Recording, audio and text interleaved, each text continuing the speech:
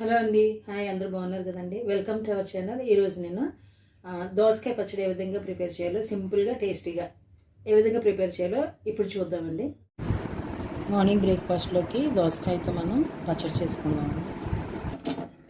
Stove వెలిగించి బండి పెట్టి ఆయిల్ వేసుకుందాం.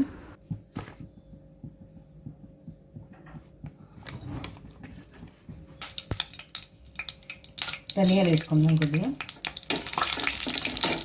సిమ్లో పెట్టుకొని ధనియాలు వేసుకుందాం.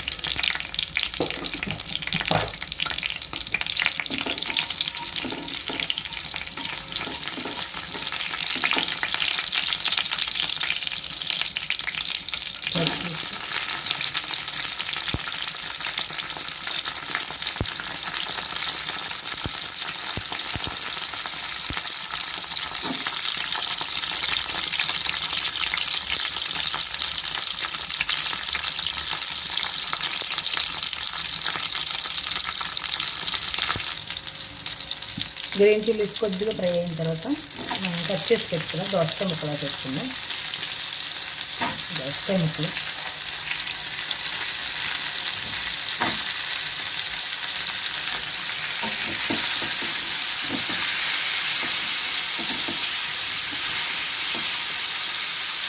మూత పెట్టద్దు, మగ్గిపోతాయి. మూత పెట్టద్దు. కొద్దిగా అల్లం చిన్న ముక్క కట్ చేసుకున్నాం. జస్ట్ చిన్న ముక్క.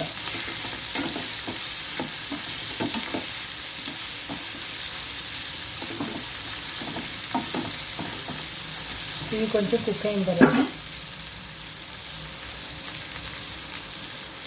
కట్ చేసి పెట్టుకున్న ఒక టమాటా,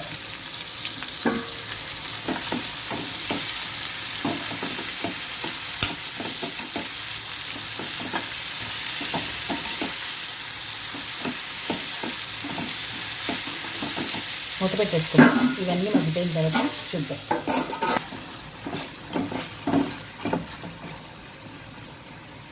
ఇవి ఫ్రై అయినాయి. జస్ట్ చిన్న మామిడికాయ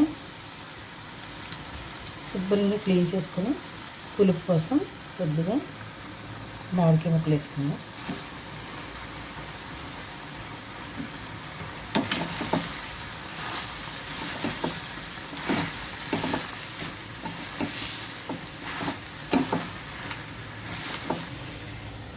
మూత పెట్టద్దాం.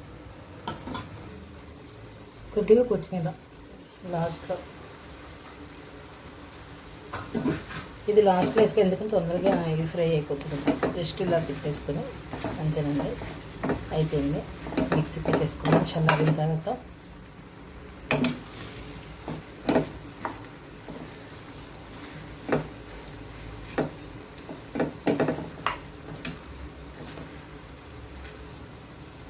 కొత్తిమీర వెంటనే మెల్ట్ అయిపోతుంది కాబట్టి ఆఫ్ చేసేసుకుందాం. స్టవ్ ఆఫ్ చేసుకుని చల్లారిన తర్వాత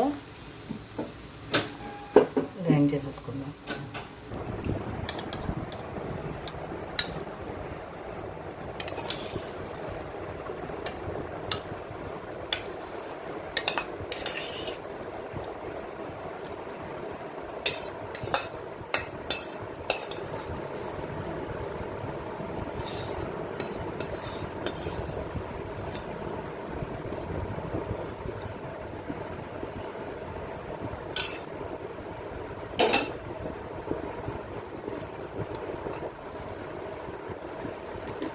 ఇప్పుడు మనం మిక్సీ పెట్టేద్దాం. ఇవన్నీ ఫ్రై చేసినవన్నీ మిక్సీ పెట్టేద్దాం.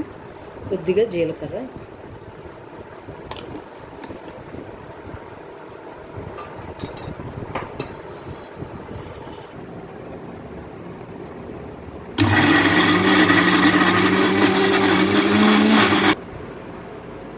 కొద్దిగా గ్రైండ్ అయిన తర్వాత కొద్దిగా సాల్ట్, తగ్గట్టు సాల్ట్, తర్వాత పచ్చి వెల్లుల్లి జీలకర్ర నేను పచ్చి వేసుకుంటున్నాను, ఫ్రై చేయలేదండి.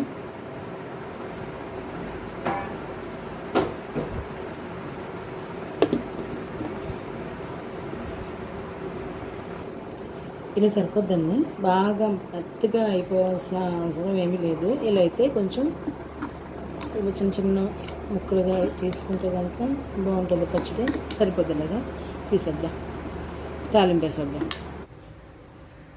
పచ్చడి తాలింపు వేసేసుకుందామండి. ఆయిల్ పెట్టుకొని ఆయిల్ హీట్ అయిన తర్వాత కొద్దిగా ఆవాలు,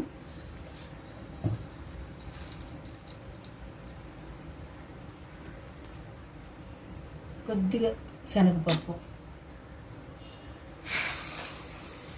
అలాగే కొంచెం మినపప్పు,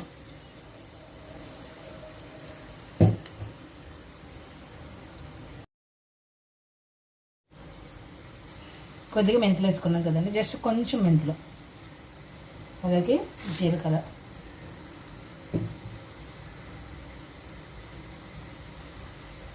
కరివేపాకు, కొద్దిగా ఎండుమిరపకాయలు,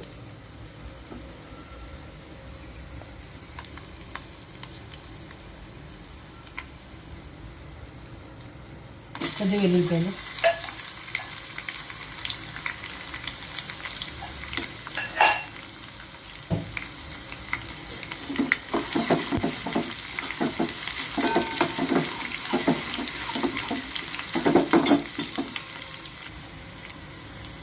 ఇంగువ, కొంచెం ఇంగువ వేసుకుందాం, పచ్చడిలోకి ఇంగువ బాగుంటుంది.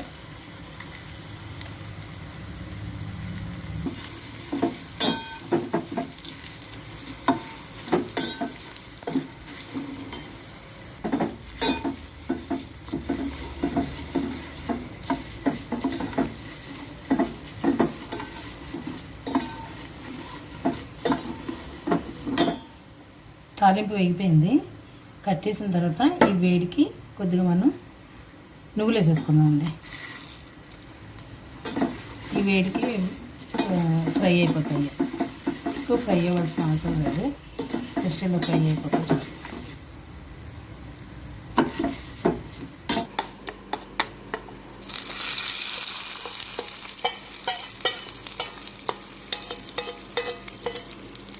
తాలింపు మనం పచ్చళ్ళలో వేసేసుకుని కలిపేసుకుందాం. మార్నింగ్ బ్రేక్ఫాస్ట్లోకి ఇది చాలా బాగా ఉపయోగపడుతుంది. ఇడ్లీలో కానీ దోశల్లో కానీ చక్కగా పుల్లగా కమ్మగా ఉంటుంది. ఎందుకంటే మనం చింతపండుకి బదులు మనం మ్యాంగో పీసెస్ యాడ్ చేసాము. అంతేనండి. మార్నింగ్ మనం బ్రేక్ఫాస్ట్లోకి అంటే మన దోశలో కానీ ఇడ్లీలో కానీ ఇది చాలా బాగా ఉపయోగపడుతుంది. రైస్లో కూడా తినొచ్చండి. చాలా టేస్టీగా సింపుల్గా దోసకాయ పచ్చడి ఏ విధంగా ప్రిపేర్ చేయాలో చూసారు కదండి. మీరు కూడా ఇదే విధంగా ప్రిపేర్ చేయండి, ట్రై చేసి చూడండి. టేస్ట్ చాలా బాగుంటుంది. నిల్వ పచ్చళ్ళ కంటే ఈ పచ్చళ్ళే మంచిదని చెప్తున్నారు కదా, సో తప్పకుండా ప్రిపేర్ చేయండి, టేస్ట్ అయితే చేయండి. మీకు నచ్చినట్లయితే మీరు మీ ఫ్రెండ్స్కి తర్వాత మీ ఫ్యామిలీ మెంబర్స్కి షేర్ చేయండి. Thank you for watching. Please do subscribe our channel.